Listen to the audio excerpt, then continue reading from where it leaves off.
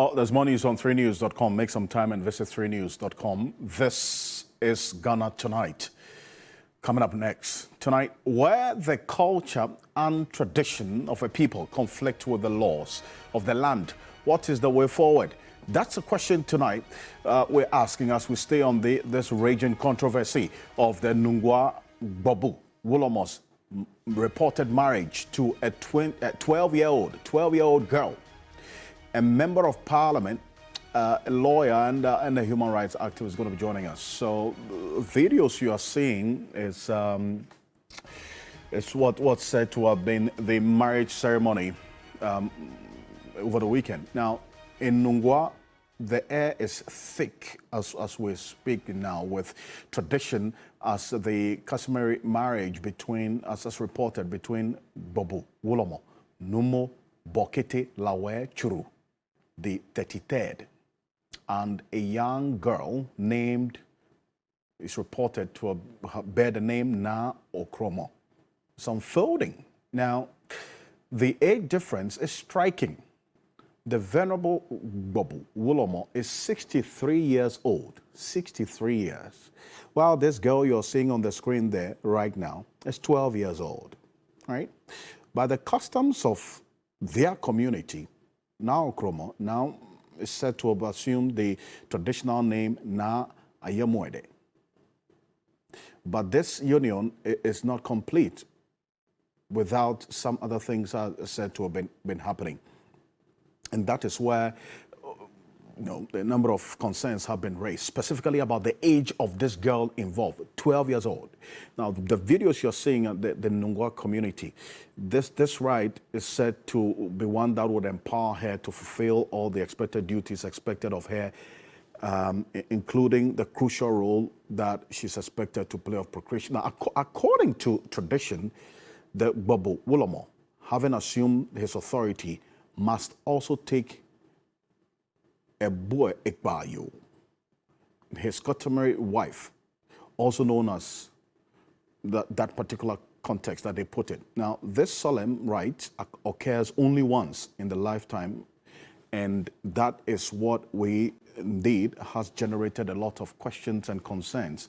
And these videos, as captured by Ablade TV, is what was said to have been the marriage ceremony. So, as is performed for persons who are, or women who are 18 years and above, same process you see there. This is the 12-year-old, the girl, captured on video there. And fundamental question is, if this is traditionally right, is this legally right? Where does the law now take superiority over whatever the tradition is?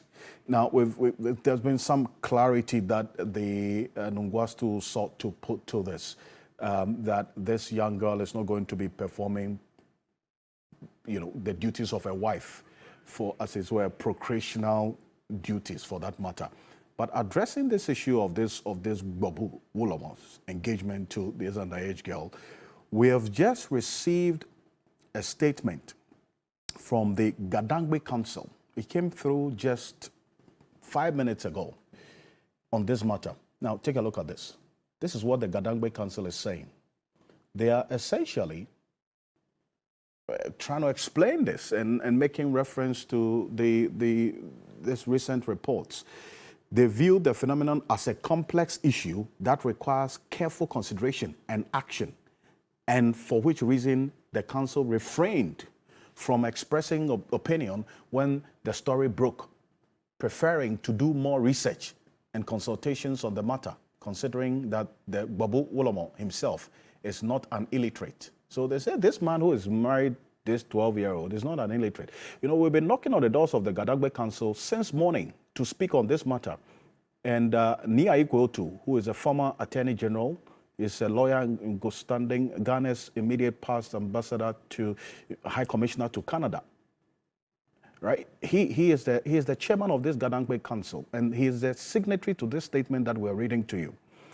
He says that at first blush, the council like all other well-meaning Ghanaians and social commentators, deprecated and denounced the ceremony christened a Ghana customary wedding boy ekbayo. Additionally, it is not difficult to infer that the significant age difference between the two parties may create an imbalance of power, leading to potential abuse and exploitation. They say it is essential to acknowledge the legal and ethical implications of marrying a girl who is underage, because in this country, there are strict laws in place to protect minors from exploitation and abuse. In fact, many have cited the 1992 Constitution, the Criminal Offences Act, and the Children's Act, all dealing with consent to have sex, to be married, defilement of female and void marriages, which are legitimate concerns, with some even calling for the police and other state actors to set in. The other concerns being whether, since the ceremony is part of the traditions of Nungwa, it should be respected and isolated or giving immunity from state laws. That also the council finds problematic.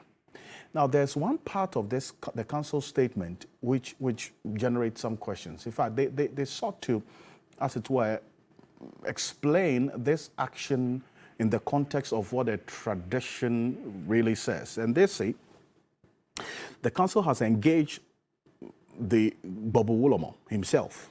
Look at the second paragraph. And some of his elders. And it is important to clarify that the traditional ruler has stated that the relationship with the underage girl is a betrothal and not a marriage. This distinction to us has altered the legal implications. That's according to the Gadangme Council. To the extent that this is a betrothal and not a marriage, it has altered the legal implications of whatever has happened. They are inclined, they say the Gadangme Council is inclined to side with the Bobo Wulomo, since the original reportage made the point that there was another ceremony that awaited the girl to purify and prepare her for procreation. They concede that while betrothal could involve an underage person, it does not grant license to the person to start having sexual relationship with such a child, thereby jeopardizing her education. You see, that's the part of the statement that does not grant a license to the person to start having sexual relationship. But does it, based on the understanding as the law stands now, prevent anything from happening? What is the surveillance and the vigilance of the law in this instance? The Gadangme Council is saying that they are calling on the Bobo Wulomo to address the issue and mitigate the concerns surrounding the betrothal and to ensure that the girl's well-being and rights are protected. But this is near equal to signing this statement, right? But in that statement I just read to you, which you will see on the screen right now, we just received a few minutes ago, the Gadangme Council says, to the extent that this is a betrothal and not a marriage, it alters the legal implications of what has just happened. This 12-year-old being married by a 63-year-old. But is this really the case? What does the law of Ghana say about betrothal and the legal implications thereof?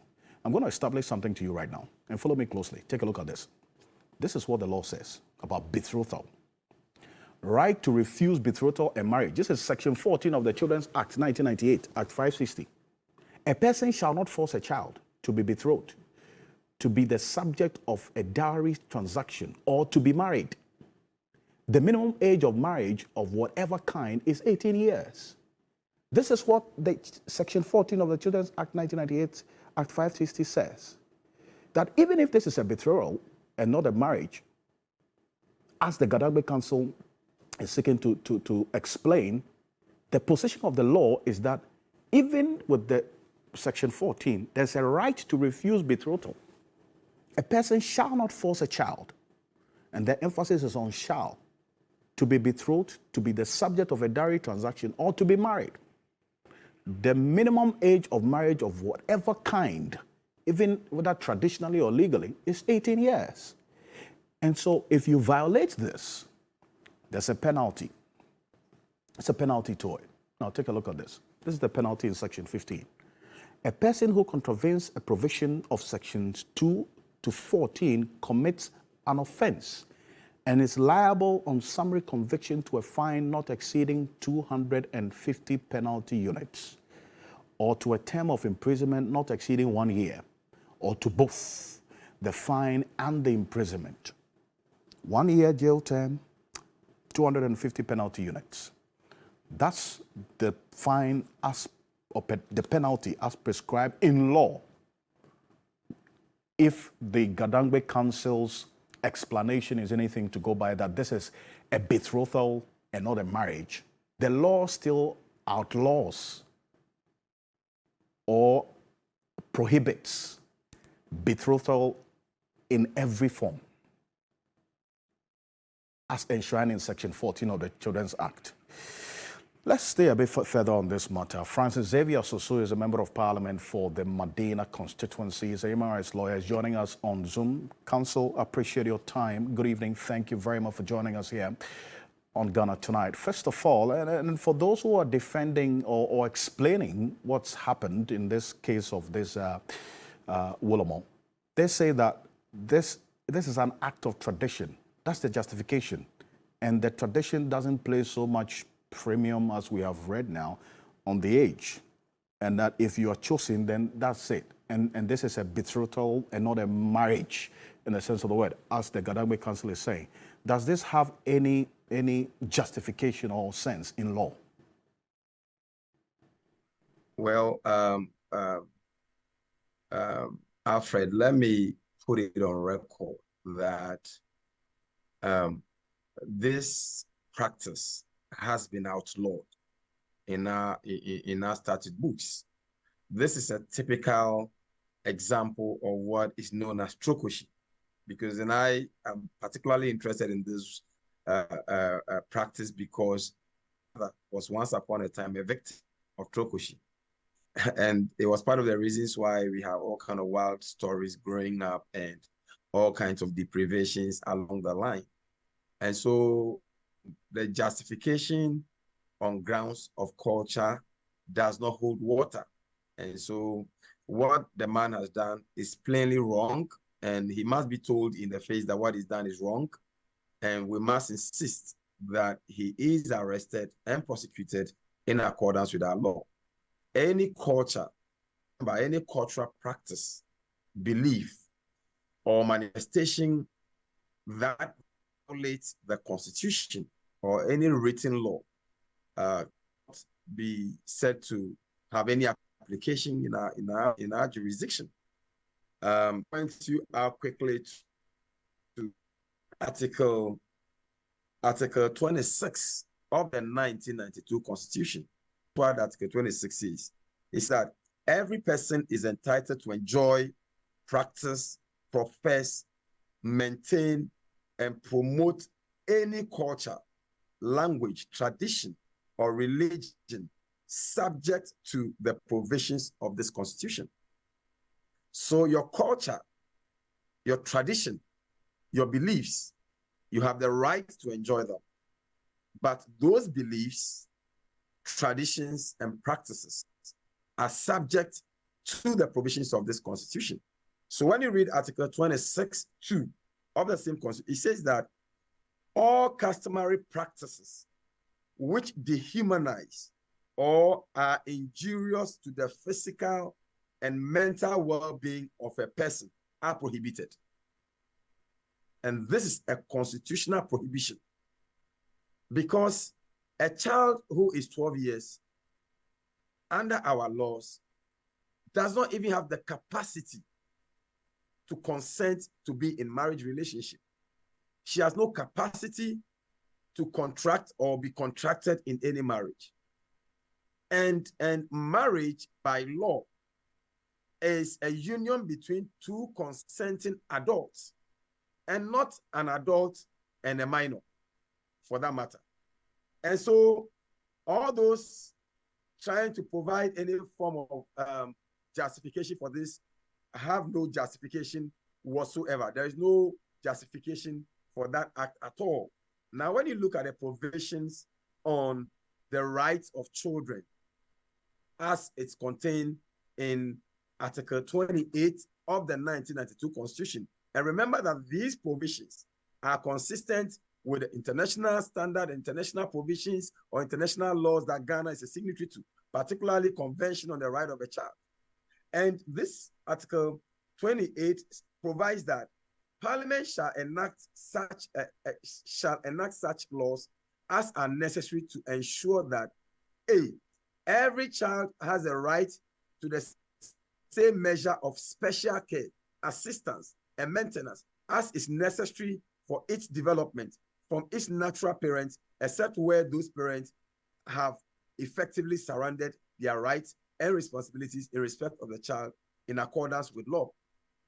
So this child, if she has parents, is supposed to be with the parents and have special care and protection from this parent. And when you read further, it provides that this says that children and young persons receive special protection against exposure to physical and moral hazards. So there is a duty on the Republic not to subject children to physical and moral hazards. How can you give 12-year-old, girl child to marriage? How? How? It's unthinkable.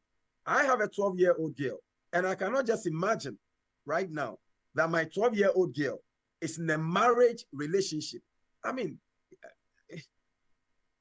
It's unbelievable. So, Alfred, there is no justification whatsoever. Now, consistent with the position of Article 28, Parliament enacted the Children's Act.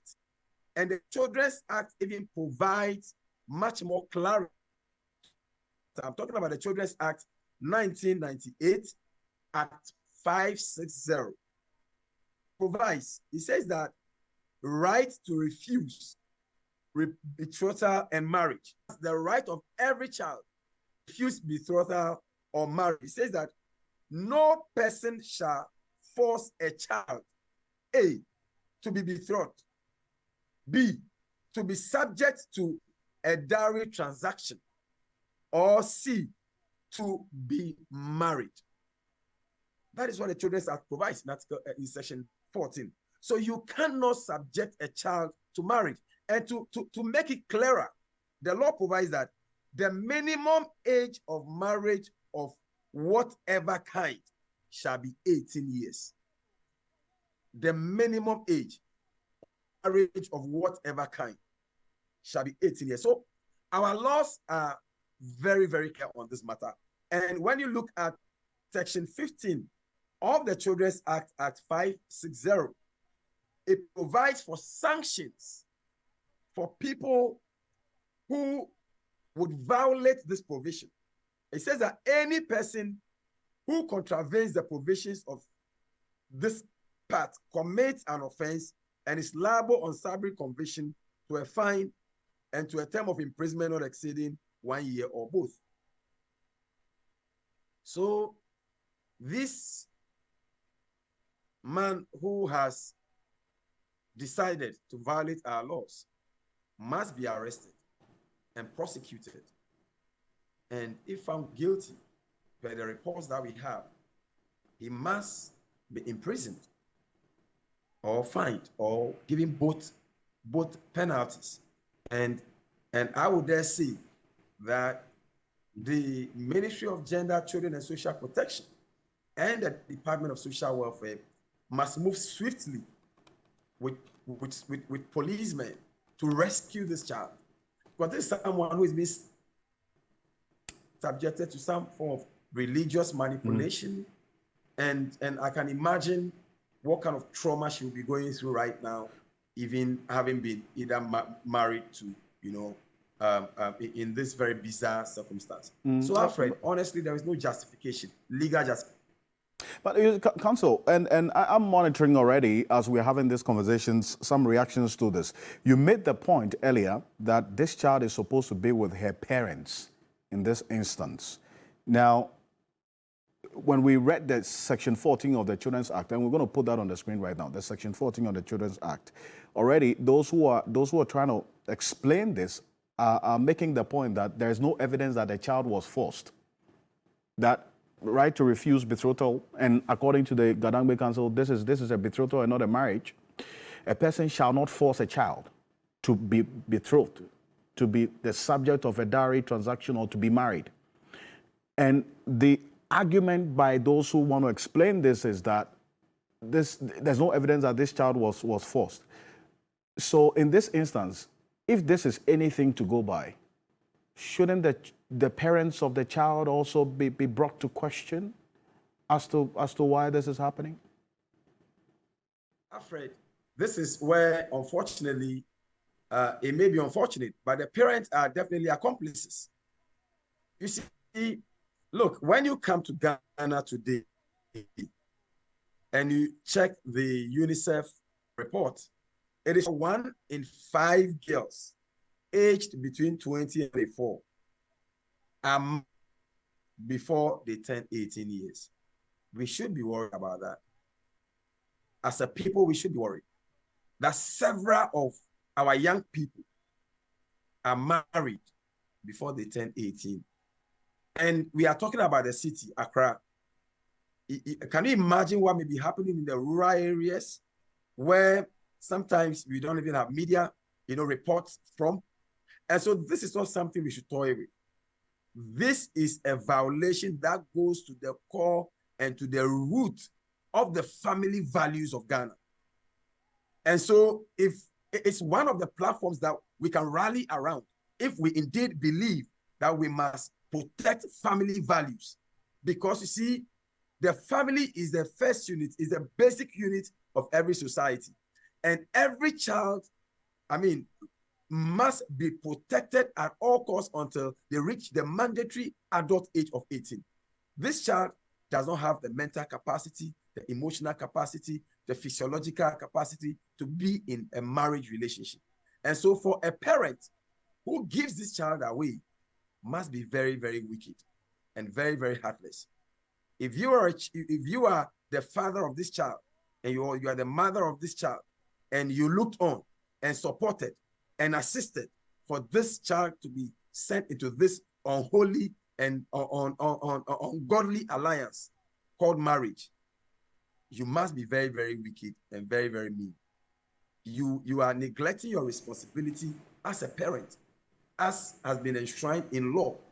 And so that is why I'm saying that this is a situation where the state can move in and rescue this child and put the child under the care, special care and protection of the state. And the parents, together with this man, prosecuted in accordance with law. And in fact, we are still waiting for a statement from the Ministry of Gender, Children and Social Protection on this matter. As you're calling on the state to move in to rescue this child. But you see, there's a point that you make that also brings up another concern, because based on that UNICEF data that you referenced, Ghana has 2 million child brides. That's children who are married to elderly persons or men, people who are under the age of 18, 2 million, based on the Population and Housing Census report that also references the UNICEF report for 2022. This is it. Now, this, and contextualizing this based on the total marriage in Ghana, 8.366 million, and based on the extrapolation from that 8.36 million 2021 Population and Housing Census total marriages in Ghana, Ghana has 2 million child brides. That's children who have been married under the age of 18. Of these, 600,000 married before the age of 15. This is according to the UNICEF report. So, Council, we've abolished child marriages, Trokoshi, FGM, and all the others. But yet it is going on at the blind side of the law, even though we've passed laws to abolish this. This is the statistics. That certainly must concern you, does it not? Alfred, this is a very, very worrying trend.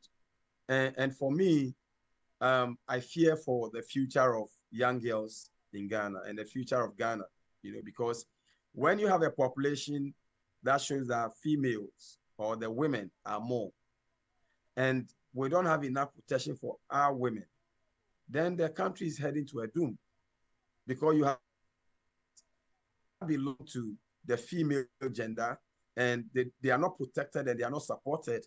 And at the end of the day, you want to count on these same people to be the future leaders, or to actually be the people to anchor the future of our generation or the future of this nation. And I think that that is a very, very worrying trend. And I want to challenge the Ministry of Gender, Children and Social Protection that they really need to up their games. I mean, in the last 7 years, I haven't seen the ministry done much in protection of the vulnerable class, particularly women and children. And that's very worrying, because the Ministry of Gender, Children and Social Protection should be at the forefront of leading campaigns against such practices, as educate, and educate. Because there are many people who do not know some of these things. They ban, but they don't know. And female that are subject to this kind of practice, most of them are vulnerable people. They are poor.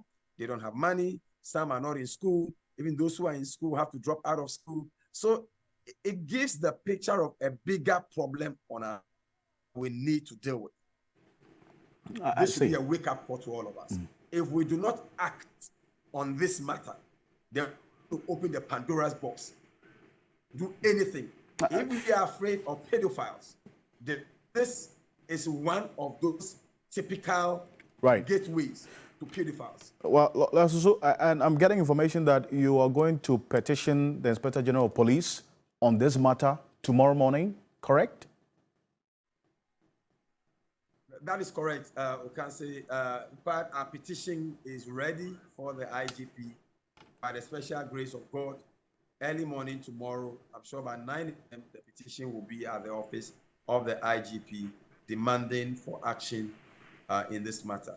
The demand is that we have heard, if it is true, violates our laws. It violates the Constitution.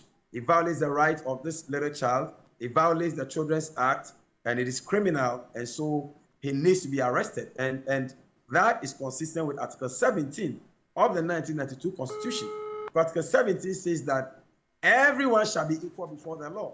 Whether you are a pastor, you are a wulomo, you are a chief, you are a tindana, you are a minister of state, you are a sweeper, everyone is equal before the law. And no one shall be discriminated against on grounds of position or social status. So if he has violated the laws, he must be arrested and prosecuted. Okay. Francis-Xavier Sosu, appreciate your time on this matter. Thank you. Thank you so much for joining us here on Ghana Tonight. He's a member of parliament for the Madina constituency, also a human rights lawyer. Joining us on this, Francis-Xavier Sosu is indicated he's going to petition the Inspector General of Police to George Kofu-Dampare tomorrow morning by 9 a.m. on this matter. Stay with us here on TV3. We'll bring you a lot more on this if that petition is filed and what the action or the response of the IGP and indeed the state will be on this matter.